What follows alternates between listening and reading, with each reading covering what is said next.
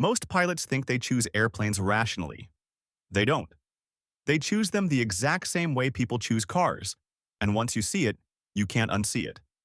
So here's a clean way to think about some of the most common general aviation airplanes by comparing airplanes to cars in a way pilots actually mean it.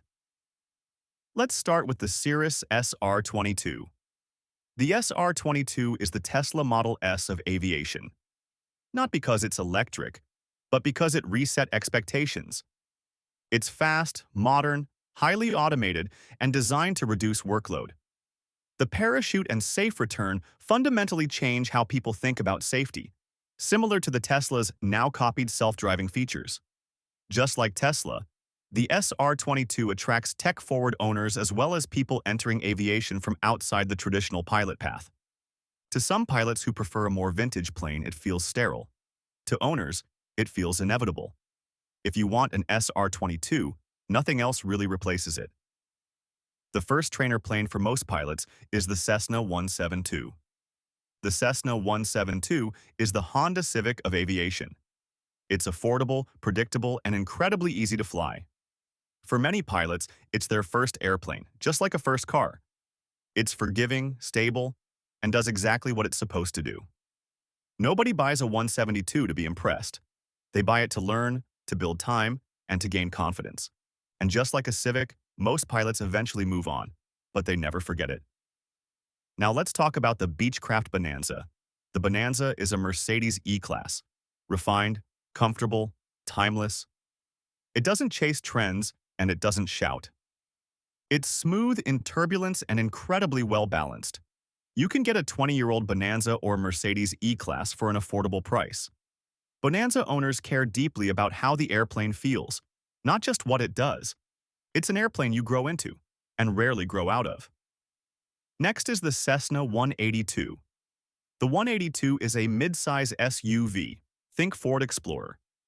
It's practical, versatile, and capable of doing a lot of things reasonably well. It carries people and bags easily, it's forgiving to fly, and it can operate from a wide range of airports and strips. The 182 isn't about excitement, it's about usefulness. If you want one airplane that fits family life, training, travel, and light utility, the 182 makes a lot of sense. Now let's talk about Moonies. A Moonie is a BMW 3 Series. Efficient, aerodynamic, focused. Moonie owners care about numbers. Speed per gallon, efficiency per dollar. They reward precision and good technique, and they don't tolerate sloppiness. And just like BMWs, the faster Moonies move into M-car territory. An Acclaim or Ovation is the aviation equivalent of a BMW M version. Sharper, faster, more demanding, and incredibly satisfying if you know how to drive it. Moonies aren't for everyone, but if you love them, you really love them. Now let's move into backcountry airplanes.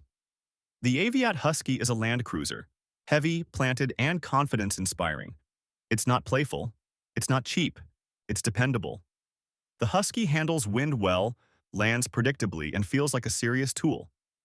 If you're going somewhere rough and want to come back without drama, the Husky makes sense. Now compare that to the Carbon Cub. A Carbon Cub is a luxury off-road SUV. Think Range Rover with all the options. Carbon fiber construction, glass panels, high-end components.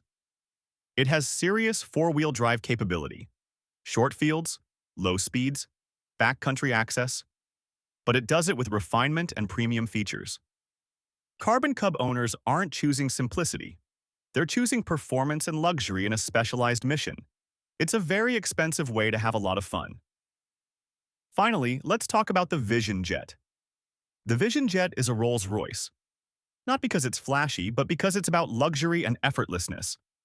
A Rolls-Royce isn't about speed or aggression. It's about making the experience easy. The Vision Jet has a highly automated cockpit that dramatically reduces pilot workload. At the same time, the cabin feels like a luxury vehicle. Leather seats, a center console, and a fold-down video screen in the back. The pilot workload is low. The passenger experience is high. You don't buy a Rolls-Royce to feel the road. You buy it so the road disappears. That's the Vision Jet. None of these airplanes are better than the others. They just reward different priorities. Some reward involvement, some reward efficiency, some reward comfort, some reward adventure. What do you think of these analogies? What car models do you think relate closely to the plane you own? Please comment below, and if you liked this video, please hit the like button. If you enjoyed this breakdown, subscribe to Plane IQ. We're actual pilots who love to geek out on airplane facts and trivia.